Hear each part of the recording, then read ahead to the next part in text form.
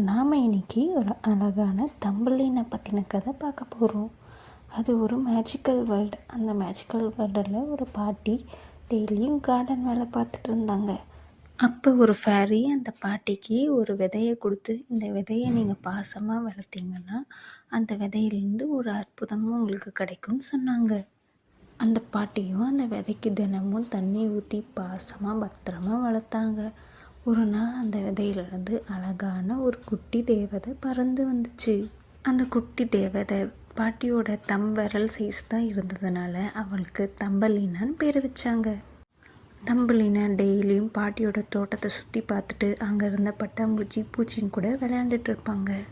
ஒரு நாள் ஒரு எலி தம்பலினா இருந்த தொட்டிக்கிட்ட வந்து பார்த்துட்டு, நான் உன்ன மாதிரி ஒரு குட்டி தேவதையை பார்த்ததே இல்லைன்னோ, நீ எங்கள் வீட்டில் வந்து எங்கள் கூட தங்குறியான்னு கேட்டுச்சு. தம்பலினாவும் குட்டி எலி கூட அவங்க வீட்டுக்கு போய் தங்க ஆரம்பிச்சிட்டாங்க. தம்பலினா எலியோட வீட்டிலே தங்கி சாப்பிட்டுட்டு ஜாலியாக இருந்தாங்க. எப்பயும் போல் ஒரு நாள் சாப்பிட்டுட்டு இருக்கும்போது தம்பலினா வீட்டு பக்கத்தில் இருந்து ஏதோ சத்தம் கேட்டுச்சு.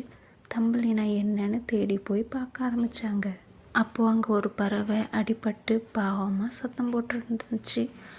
தம்பலினா அந்த பறவையை தூக்கி அந்த காயத்தை சரி பண்ணி நல்லா பத்திரமா பார்த்துக்கிட்டாங்க. பறவையோட காயம் சரியானோடனே இந்த பறவையும் பறக்க விட்டுட்டாங்க. தம்பலினாவும் அந்த பறவையை போல் தானும் இந்த உலகத்தை சுற்றி பார்க்கணுன்னு நிறைய இடத்துக்கு போகணுன்னு ஆசைப்பட்டாங்க. அன்றைக்கி எப்பயும் போல் தூங்கிட்டு இருக்கும்போது ஏதோ ஒரு சத்தம் கேட்டுச்சு. எந்திரிச்சு பார்க்கும்போது அது ஏதோ தவளைங்க எல்லாம் சேர்ந்து பாடுற சத்தம் மாதிரி இருந்துச்சு. தம்பலினாவும் அது என்னன்னு போய் பார்க்கலான்னு போய் பார்த்தாங்க.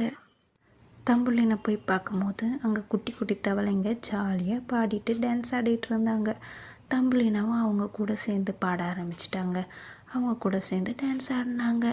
தவளைங்களும் தம்பலினாவும் ஜாலியாக டான்ஸ் ஆடிட்டோடனே தவளைங்களுக்கும் தம்பலினாவை ரொம்ப பிடிச்சிருச்சு. தவளைங்களும் தம்பலினாவை அவங்களோட அரசர்கிட்ட கூட்டிகிட்டு போனாங்க. அரசருக்கு தம்பலினாவை பார்த்த உடனே பிடிச்சிருச்சு. அதனால் அரசர் வந்து தம்பலினாவை தன்னை கல்யாணம் பண்ணிக்கோன்னு சொல்லி வற்புறுத்தினார். தம்பலினாவுக்கு இந்த கல்யாணத்தில் கொஞ்சம் கூட விருப்பம் இல்லை. அவளுக்கு தம்பலினாவுக்கு இந்த உலகத்தை சுற்றி பார்க்கணும், நிறைய இடத்துக்கு சுற்றணுன்னு தான் ஆசை. கரெக்டாக அப்பாவை காப்பாற்றின பறவை அங்கே வந்துச்சு. பறவைக்கிட்ட தனக்கு இந்த கல்யாணத்தில் விருப்பம் இல்லைன்னு சொல்லி வருத்தப்பட்டுச்சு. பறவையும் உடனே நீ வா, நான் அவனை கூட்டிகிட்டு போகிறேன் ஏறுன்னு சொல்லிச்சு. தம்பலினாவும் இதுதான் சரியான நேரம்ன்ட்டு பறவை முதுகில் ஏறி பறக்க ஆரம்பிச்சிட்டாங்க. தம்பலினா ஆசைப்பட்ட மாதிரியே அவங்க உலகத்தை சுற்றி பறந்து வந்தாங்க. மேகங்களுக்கு நடுவில் பறந்தாங்க. பறவையும் அது வாழ்ந்த இடத்துல கொண்டு போய் தம்பலினாவை இறக்குச்சு. அந்த உலகத்தில் தம்பலினாவுக்கு பிடிச்ச மாதிரியே ஒரு இளவரசர் இருந்தாங்க.